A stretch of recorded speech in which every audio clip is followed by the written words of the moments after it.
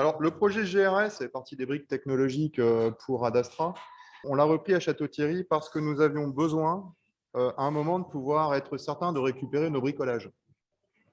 Faut savoir dans ces essais suborbitaux, à partir du moment où la fusée retombe, c'est le vent qui va faire le point de chute.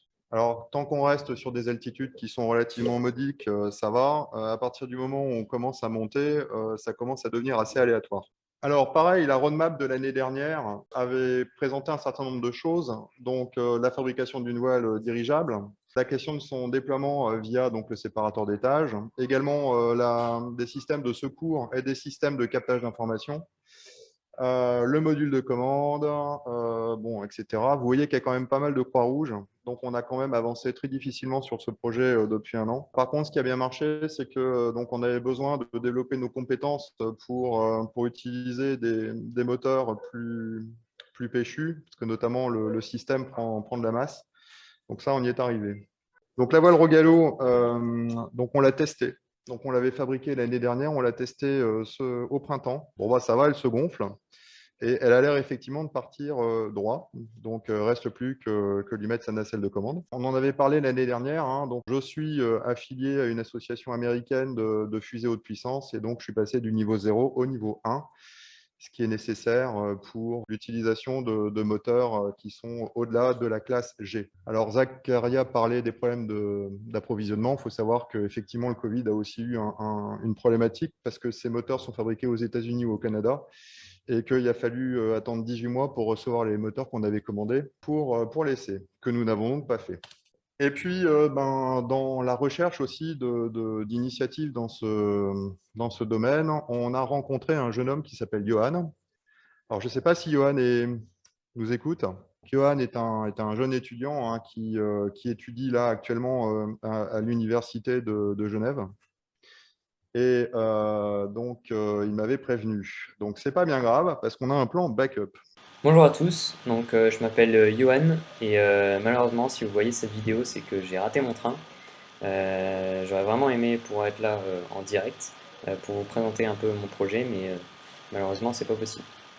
Peut-être que Antoine vous a déjà un peu introduit l'idée. Donc Air to Home, un système pour aller du ciel à la maison. Concrètement c'est un système qui permet de guider n'importe quelle charge utile, un ballon sonde, une fusée, pour la faire atterrir à peu près où on veut. Je passe à la diapo d'après. Donc en gros, pour vous présenter un peu déjà le système, pour voir à quoi il ressemble, on a trois principaux éléments quand il entre en activité. On a le point A, le système, le point B, la voile pilotable pliée dans un sac, le point C, le drop chute, c'est un parachute de freinage qui sert aussi de parachute d'extraction pour sortir la voile de son sac. Et voilà à quoi le système ressemble sur la photo de gauche. Alors, on a deux challenges. Le premier, c'est de déployer une voile de parapente ou de parachute pilotable, et le deuxième, c'est de piloter automatiquement cette voile. Alors, premier challenge, déployer la voile. En fait, pour ça, on utilise le drop chute, sous lequel on est en chute freinée, pour tirer la voile, qui est orange, on la tire de son sac. Donc pour ça, le sac qui permet de déployer cette voile, il est maintenu jusqu'au moment où on veut extraire la voile. Et par contre, une fois qu'on a déployé la voile, on ne veut plus que le drop chute soit toujours gonflé, sinon il va nous empêcher de voler vu qu'il est assez grand. Donc en fait, il y a un mécanisme de fermeture, on voit un petit fil entre le sac et la voile orange sur la dernière photo à droite, qui permet de replier le drop chute, on le voit aussi sur les images de gauche, dès que la voile est déployée, comme ça il ne nous gêne plus. La diapo d'après. Alors une fois qu'on a déployé la voile, on veut la piloter. Pour l'instant, c'est pas piloté automatiquement, c'est juste la piloter. Alors, on peut utiliser plusieurs types de voiles, mais elles se pilotent de la même manière. À gauche, c'est une voile de type ram air parachute. Donc c'est une voile que j'avais cousue, qui est assez simple à déployer, mais ensuite elle se pilote un peu moins bien. Et à droite, c'est une voile de parapente télécommandée qu'on peut trouver sur internet. Ça s'appelle une voile simple pot. C'est un peu plus compliqué à déployer, ça m'a pris plus de temps, mais ça vole bien mieux. Notamment c'est lié à l'allongement. Donc ensuite, pour la piloter, c'est relativement simple. On a deux suspentes de contrôle, une accrochée à chaque bord de fuite de la voile. Si on tire la suspente gauche, on va freiner le bord gauche de la voile et donc on va tourner à gauche, et vice versa pour tourner à droite. Donc on veut tirer une suspente sur une distance d'environ 8 cm. Alors maintenant, comment on tire ce fil sur 8 cm? J'aurais pu utiliser un servomoteur normal, mais un servomoteur normal, ça a une course d'environ 110-120 degrés. Donc ça, sur une bobine qui peut rentrer dans mon tube, ça fait 2-3 cm de mouvement. Du coup, en fait, j'ai modifié un peu un cerveau. C'est un cerveau à rotation continue, mais j'ai rajouté un microcontrôleur pour avoir un asservissement de position sur 360 degrés au lieu de 120 degrés. Donc comme ça, on peut tirer un fil sur 8 cm environ. Donc une fois qu'on peut piloter la voile, on veut la piloter automatiquement. Pour ça, il faut développer l'autopilote. Pour faire ça, j'ai fait une version un peu différente de Air2Home, juste pour le développement, avec un moteur de telle sorte à pouvoir décoller depuis le sol. Comme ça, il n'y a pas besoin de larguer le système à chaque fois que je veux tester l'autopilote. Je peux juste décoller depuis le sol et tester. Donc c'est ce que j'ai fait.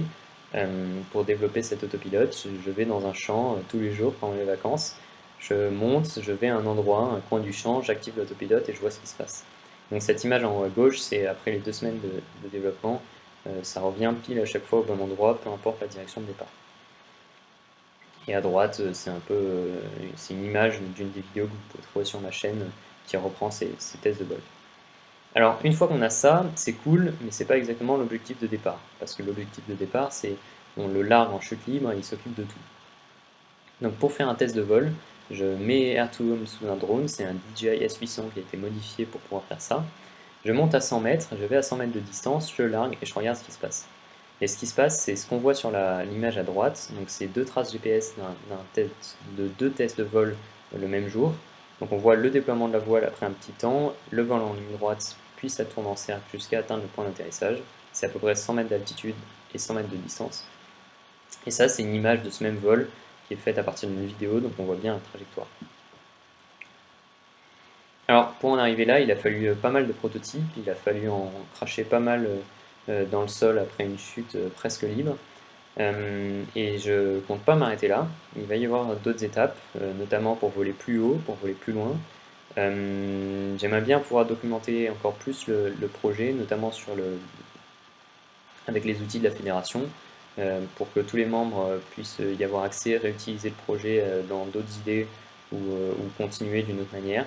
Après, l'idée aussi, c'est de faire des vols d'essai un peu plus haute altitude, donc sur une fusée à 1 km, avec Antoine et son séparateur électrique, sûrement au printemps 2022.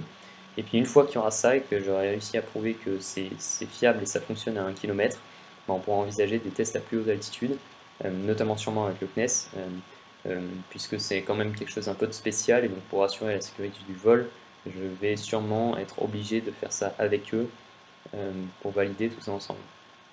Voilà, donc c'était la petite présentation. Vous pouvez trouver plein d'informations sur la dernière diapo sur internet.